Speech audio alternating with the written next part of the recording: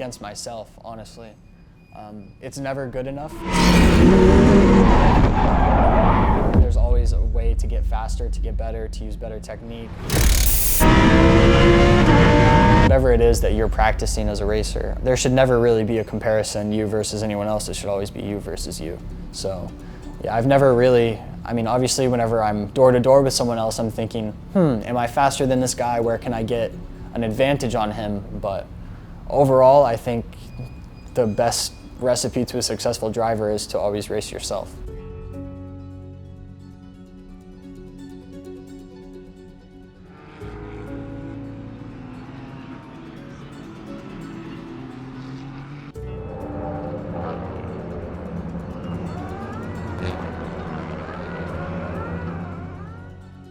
Sebring was the first track that I ever drove on. It was also the first track that I had a podium or had a trophy in my hand at.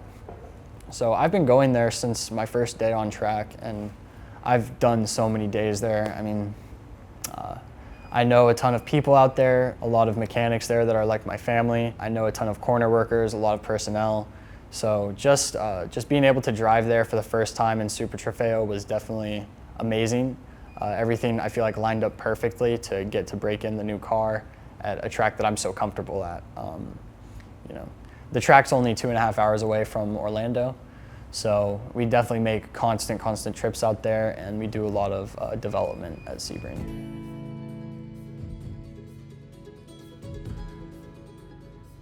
Recently, we entered ourselves in the Super Trofeo series in IMSA.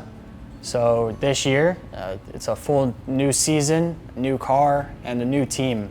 Last year, we raced the M4 GT4 with Fast Track Racing and BMW. It was a fun season. We had a rocky presentation, I guess, and we were not the most competitive car on the field. I learned a lot, and I absolutely loved my introduction to IMSA. It was an experience of a lifetime, and it was one of the best racing series that I've ever been in. The dynamics were amazing, and I'm very happy to still be in IMSA this year. So we kind of had our eyes forward. We were looking for another GT4 season, and I met my friend and co-driver Luke Berkeley, and we began talking. We looked at some options for our next year. We thought that we would make a good pairing together. And we ended up switching to Super Trofeo. After looking at all of our angles and seeing which direction we needed to go, it seemed to be Lamborghini. So we opted for a Super Trofeo chassis, Luke's car that he found himself, and we also located MLT Motorsports, our race team for this year. So their operation is very tight. They're an amazing team. Even after just one weekend and a couple of test days with them, I love all of the guys. They're all super positive. They bring super necessary energy to the track, and I'm really excited for all of the experiences we're going to make together this year. Getting to be in a position to drive a Super Trofeo or a Lamborghini race car, it's more humbling than I expected. You know, it's a lot of car. It's a very amazing position to be in. I'm super thankful that I get to drive for this team with a great co-driver and with a great chassis. Yeah, the feeling of the car is just exhilarating. There's nothing like the same V10 that you've always heard in Forza and Gran Turismo, just right there in your ear, just screaming. You know, we've all driven V10 Huracans on Forza, so yeah, just being able to actually live that out and drive that car and hear that engine just right next to your ear is definitely an amazing feeling. And racing one is just all the more impressive. Start practice 1 and just kind of see if the car is working and see how it's feeling.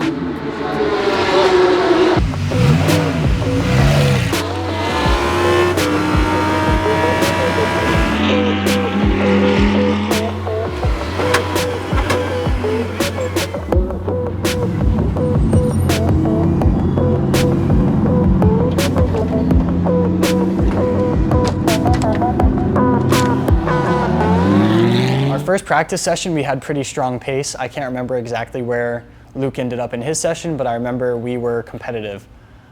During my stint in practice 1, I went out and we had a moment where the car ahead of us was a little slower, seemed to be either injured or warming up his tires. And I went for a pass on the right side. He did not see me, and I felt like I didn't have anywhere to go other than the curb on my right.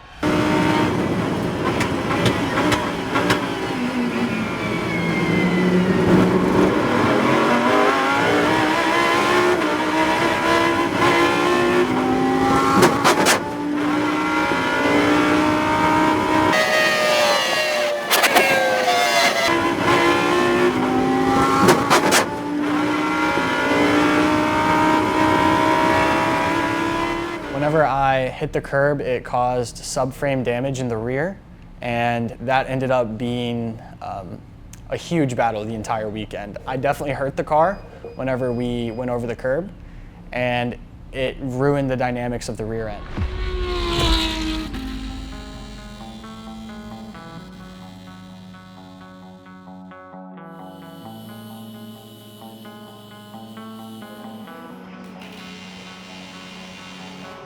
So yeah, there's a slight crack in our frame and our floor is coming undone.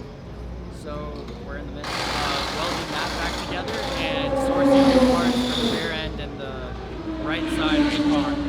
So yeah, no fun, lots to learn and lots of work to do. So coming in the next morning, I spoke with Jay, the lead mechanic, and he kind of broke the news to me that, hey, something happened in practice 1, you might have missed it, we might have missed it as a team, so we're not looking too sharp for the weekend. And from there, the team began to just put all of their heads together, and they found the best way possible that they could think of to fix a cracked piece of aluminum, so that was welding it together. All the guys, all hands on deck, right after qualifying, or right before qualifying early in the morning, all of the guys were working on the car, welding it, trying to get it back in place. They were trying to get supplies, a new rear subframe link that they could cut and weld. They were just taking every single option and considering it.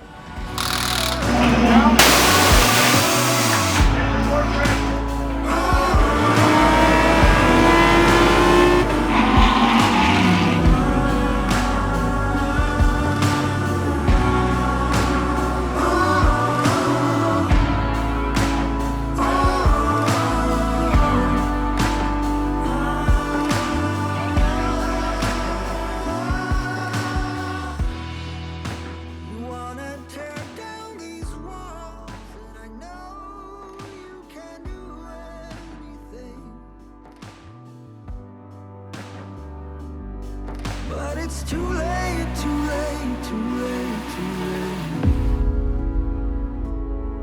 Slide down the rooftop, slide down.